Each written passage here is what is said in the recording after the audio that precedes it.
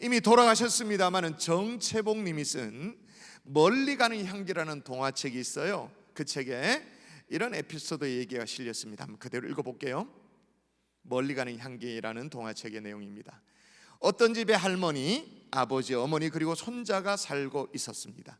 4식구죠. 소년의 어머니와 아버지는 간혹 다투었습니다. 처음에는 소년이 들을세라, 할머니가 들을세라 소리가 문 밖에 새어나가지 않게 조심조심 토닥거렸습니다. 그러나 차츰 날이 감에 따라 부부싸움 소리가 점점 커졌습니다. 소년도 듣게 되고 할머니도 듣게 되었습니다. 나중에는 싸움 소리가 담을 넘어가게 되었습니다.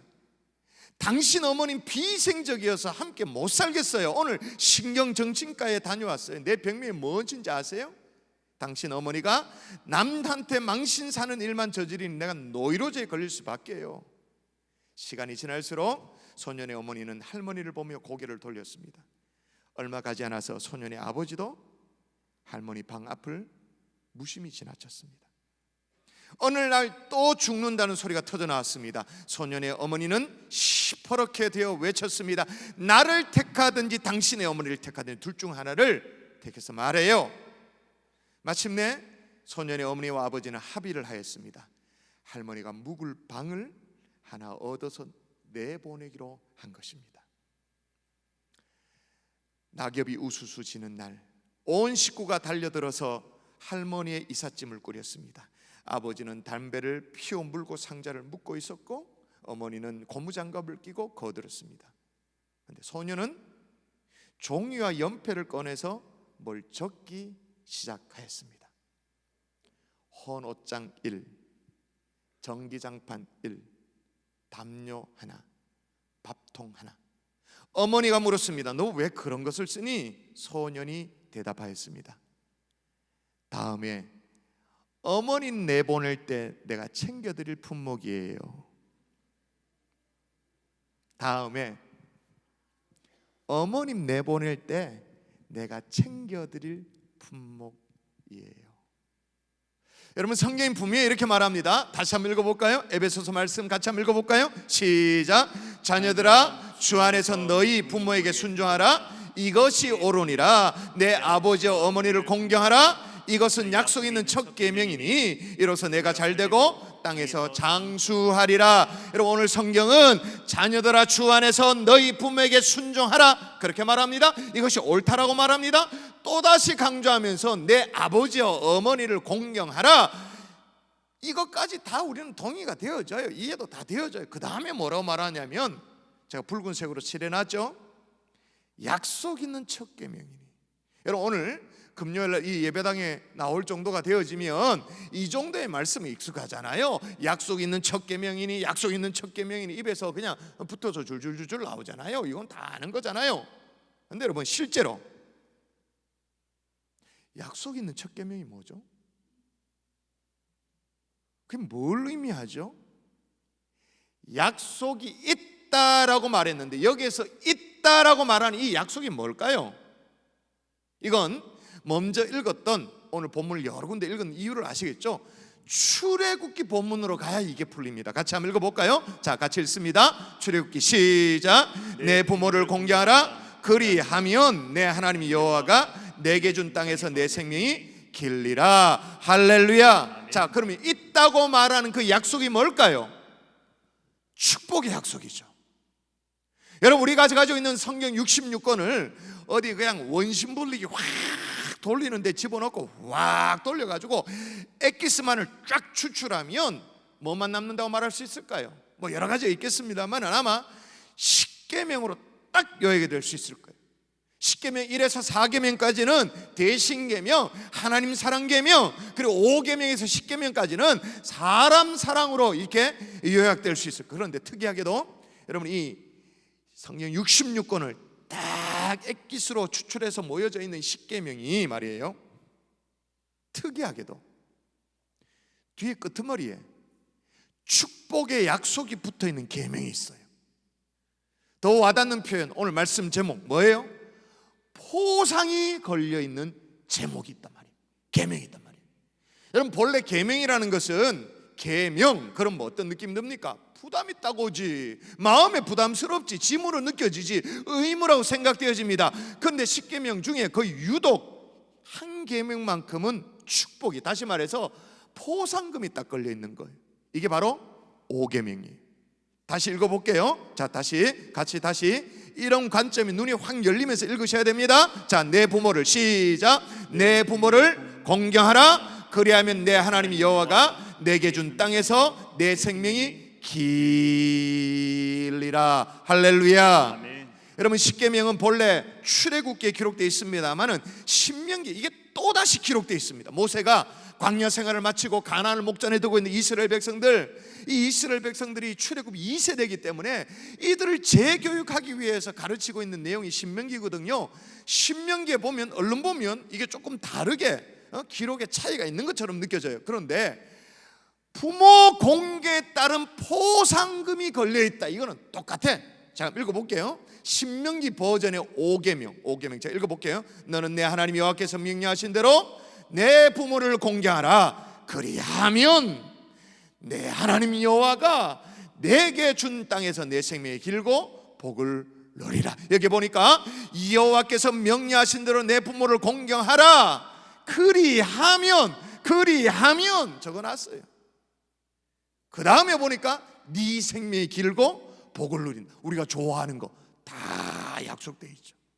여러분, 계명 중에, 그것도 이 10계명 중에 이런 포상이 걸려있는 계명이 있다는 걸 여러분이 이렇게 아셨나요? 오늘 이 어버이날을 맞이해서 왜 하나님께서 이 부모 공경, 그냥 명령만 하셔도 되잖아요. 명령만 하셔도 우리는 아멘 해야 되지. 근데 굳이 포상까지 왜 걸었는지, 왜 약속 있는 첫 계명으로 우리에게 주셨는지, 그 일을 함께 살피면서 오늘만큼이라도 부모 공경을 제대로 깨닫는 철든 하나님의 종들 될 수 있기를 주 예수의 이름으로 축원합니다. 아멘. 축원합니다. 아멘. 자, 왜 포상을 걸어놨는가 따라하십시다. 본능적인 사랑의 한계를, 본능적 사랑의 한계를, 한 번 더, 본능적 사랑의 한계를 본능적 사랑의 한계를 극복하도록. 여러분, 우리는 주로 사랑을 뭐 내리사랑이다 그런 말 하죠. 내리사랑. 그런데 내리사랑은 있어도 치사랑은 없어요. 그죠? 보험에도 보면 내리사랑 보험이 있어요. 근데 이상해요. 내리사랑 자녀보험, 내리사랑 교육보험, 내리사랑 뭐 종합보험, 심지어는 내리사랑 연금보험도 있습니다. 애들 연금까지, 자기 연금도 바빠 죽겠는데 애들 연금까지, 내리사랑 연금보험까지 있어요. 근데 저는 아직도요, 치사랑 보험이 있다는 상품을 들어본 적이 없어요. 자, 여러분, 내리사랑은 본능적인 사랑이에요. 내 새끼 귀한 줄 알고, 그죠? 근데 이걸 조금 심하게 말하면 어떤 걸까요? 본능적인 사랑, 내 새끼 귀한 줄 아는 것은 짐승 수준이죠. 왜? 짐승도 지 새끼는 귀한 줄 알아.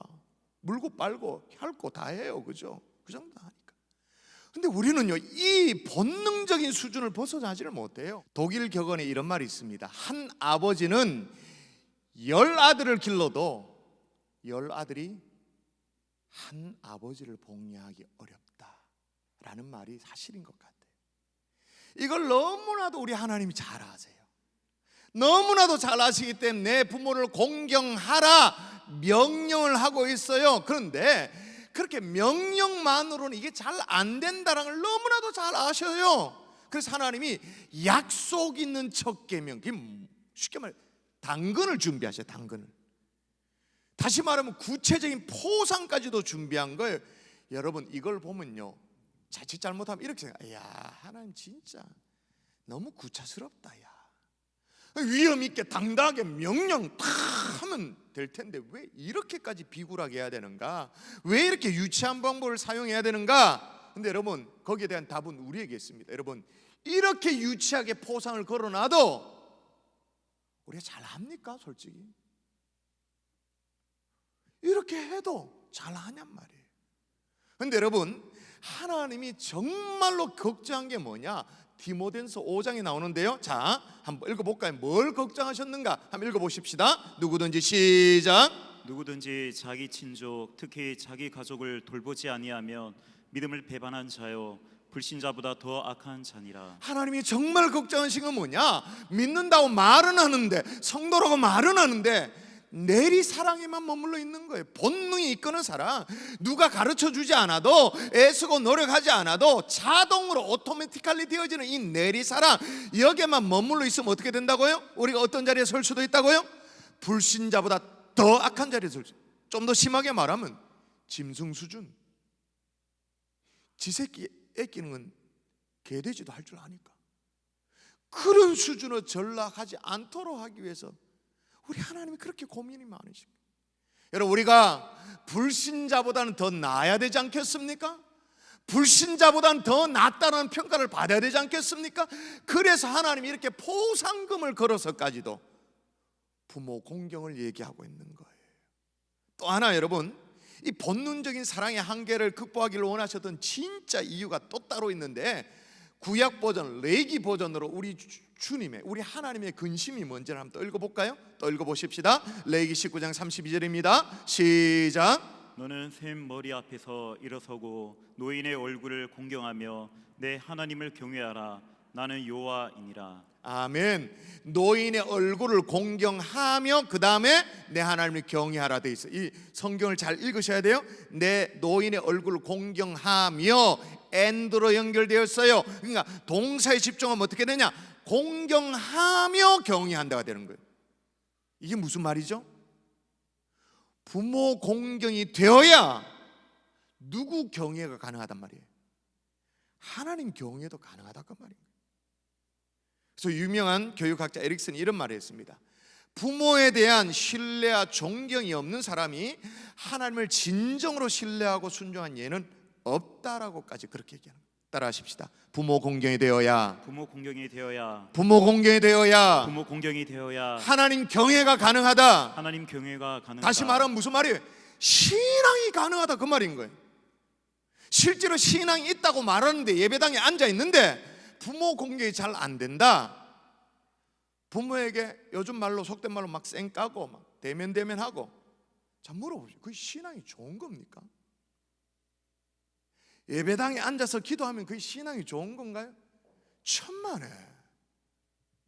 그런 걸 뭐라고 말하니? 디모데후서에 보면 이렇게 말합니다. 제가 뭐라고 고발하는지 한번 읽어볼 테니까 잘 보세요.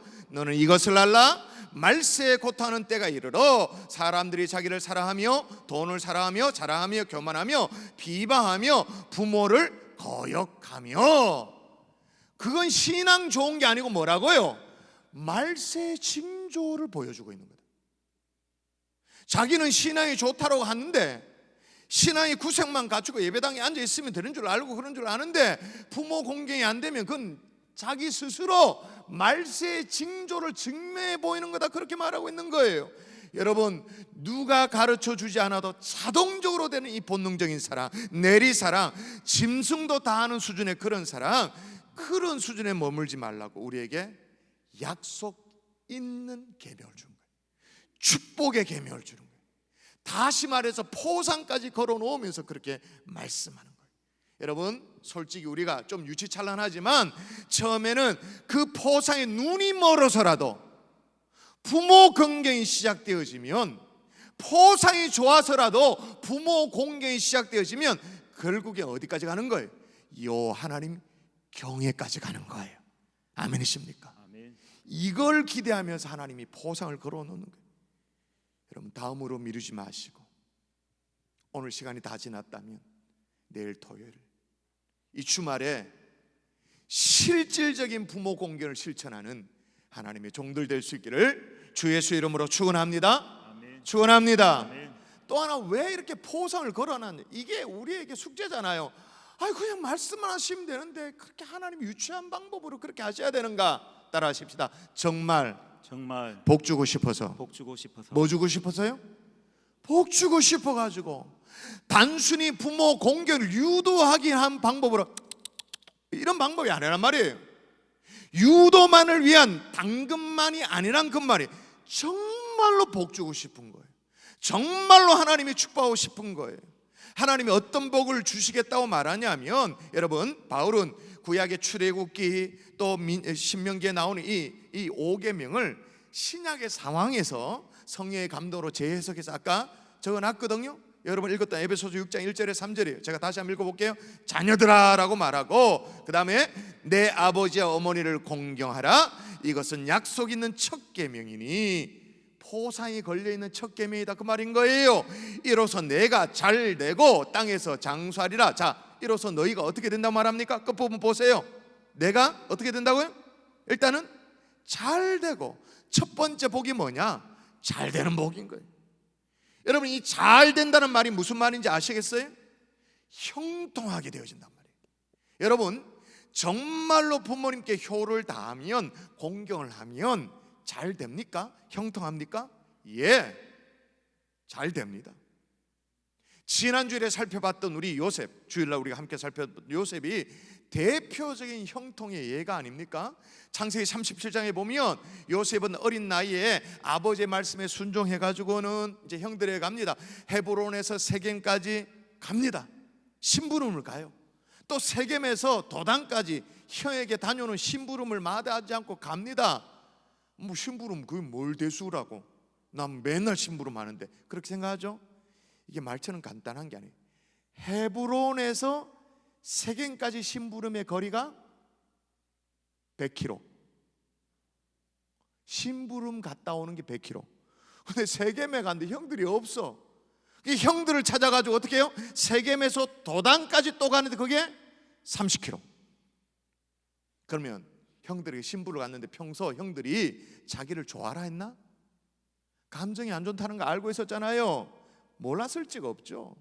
노년에 얻은 이 아들 때문에 이 야곱이 정말로 아들을 사랑해가지고 채석을 이쁘고 좋아라 하고 이쁘게 하고 그렇게 하니까 형들의 시기와 질투가 정말 형들의 심기가 불편하다는 걸 너무나도 잘 알고 있었어요. 그럼에도 불구하고 순종해요. 그렇게 갔더니 기다리고 있는 뭐죠?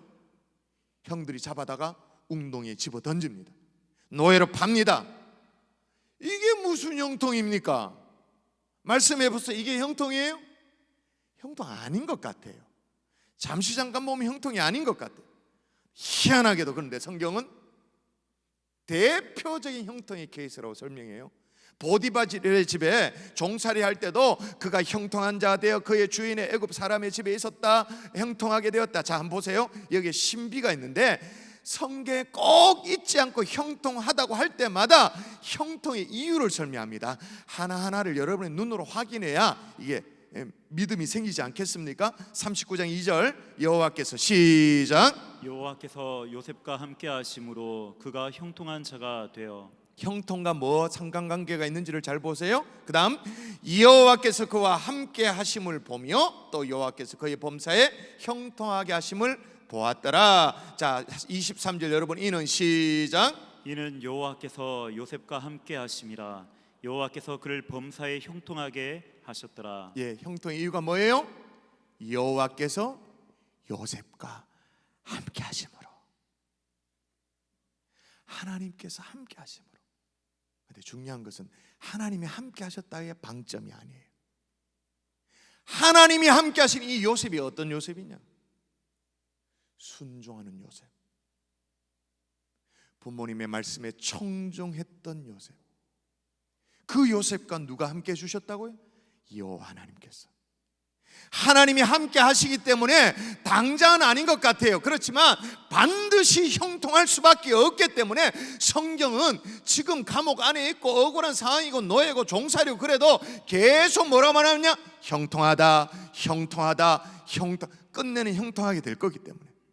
여러분 물어보겠습니다. 지금은 여러분이 좀 어렵습니다만은 부모님의 말씀에 청종하여서 하나님이 함께 하심으로 끝내 형통케 될 인생을 살고 계시는지, 아니면 지금은 좀 잘 나가는 것 같아 보이는데 하나님이 딱 보니까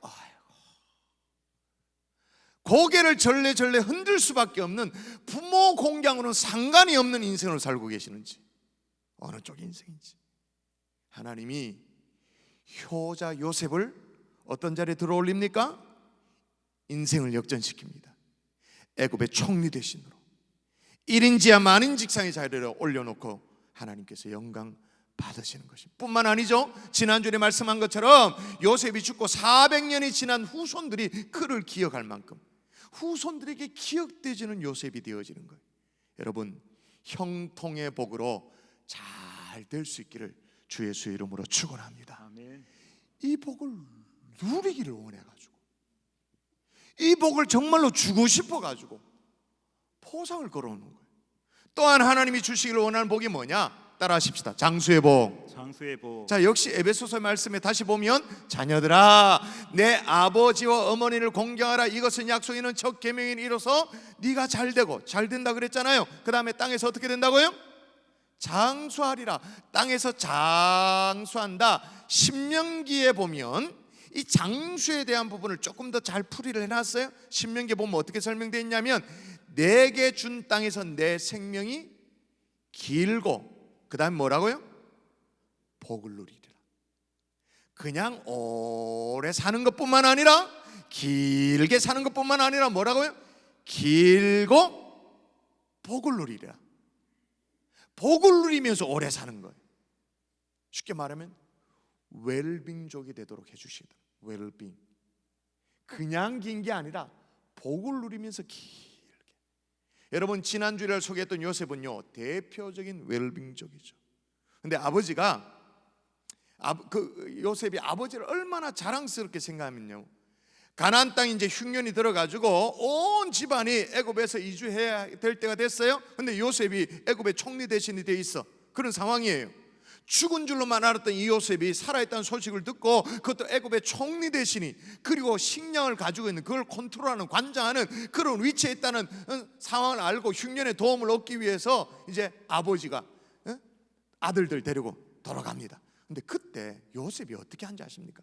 성경 이 부분이 여러분 심각하게 와닿아야 돼요. 자, 읽어볼게요. 요셉이 한번 읽습니다. 시작. 요셉이 자기 아버지 야곱을 인도하여 바로 앞에 서게 하니 야곱이 바로에게 축복하매. 예, 자기가 섬기고 있는 주군이 있잖아요. 바로가 있잖아요. 저 가나안 땅에서 이제 아버지가 옵니다. 아버지가 와서 이제 섬기는 왕에게 소개를 시켜줘야 되는데, 이 상황 속에서 말이에요, 아버지 절로 가세요가 아니에요. 아버지 잠깐만 좀 기다려 보세요가 아니에요. 일 끝나고가 아니에요. 왕 앞에, 바로 앞에 아버지를 당당하게 세워. 요셉이 바로에게 어떻게 하도록 하냐면, 제일 말미를 다시 보십시오. 야곱이 바로에게 축복하며. 세상에, 이거 원래는 어떻게 돼야 될 것 같아요? 바로가 야곱에게 축복하며 이렇게 돼야 될 것 같은데, 요셉이 상황을 어떻게, 그 상황을, 이 첫 만남의 상황을 어떻게 만드냐 하면, 바로 야곱이 바로에게 축복하도록.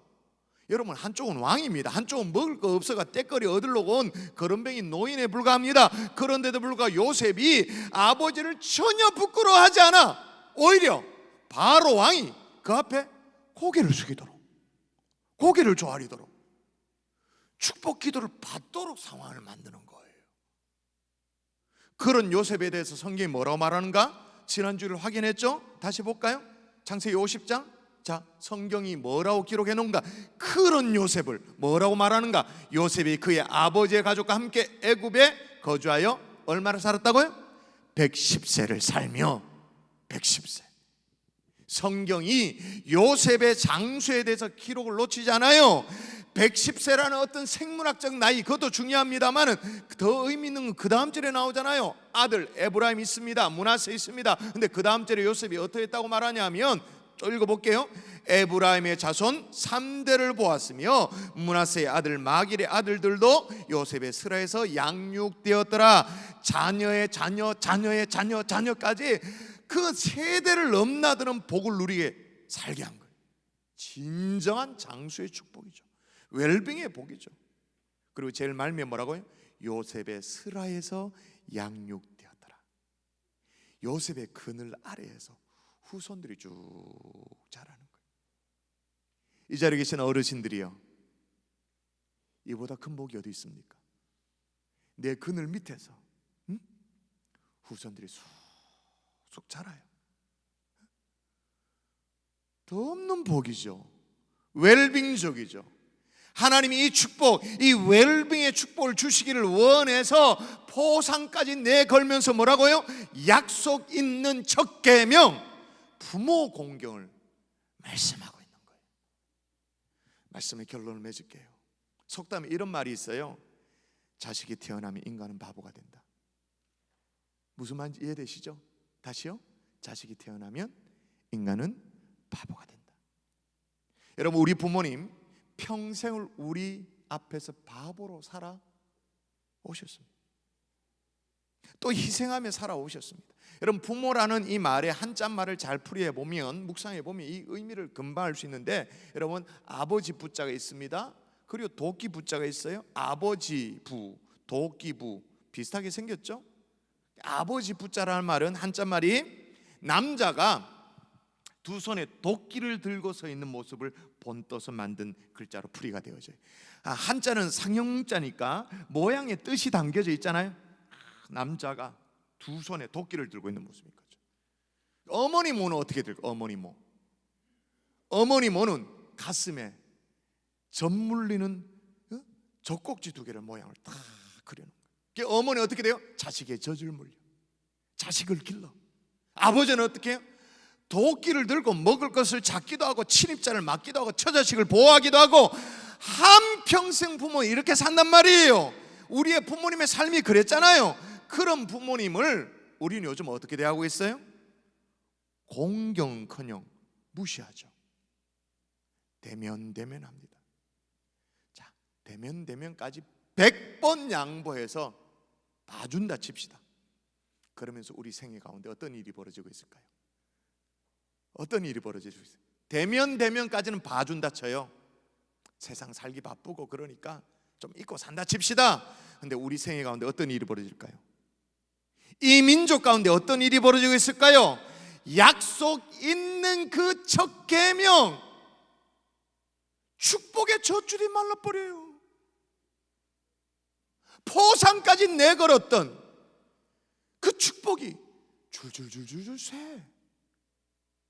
여기 틀어맞고 저기 틀어맞고 저기 틀어맞고 아무리 틀어맞아도 포상까지 내걸었는데 이 축복이 줄줄 새고 있는 거예요. 올해는 사는 것 같아. 우리가요, 장수의 복을 준다 그랬으니까 올해는 사는 것 같아. 코로나 와가지고 마스크 철저하게 쓰고 위생관리 열심히 해요. 올해는 살죠. 그런데 잘 살지는 못해요. 웰빙하지는 못해. 정체도 알 수 없는 질병으로, 정신질환으로, 스트레스로, 우울증으로, 가치관의 혼란으로 막 시달려. 그렇게 악착같이 내리사랑, 본능적인 사랑, 자식 새끼 공을 들였으면 자녀들이 우리를 존경해야 될 텐데, 우리의 가치를 알아줘야 될, 그렇지도 못해. 여러분, 이 축복이 약속된 이 5계명을 무시하지 않기를 주의 이름으로 축원합니다. 하나님께서 이 유치찬란한 방법으로 포상을 걸어서까지 주시기를 원하였던 그 잘되고 장수하는 이 축복 놓쳐버리는 사람 한 명도 없기를 주의 예수 이름으로 축원합니다.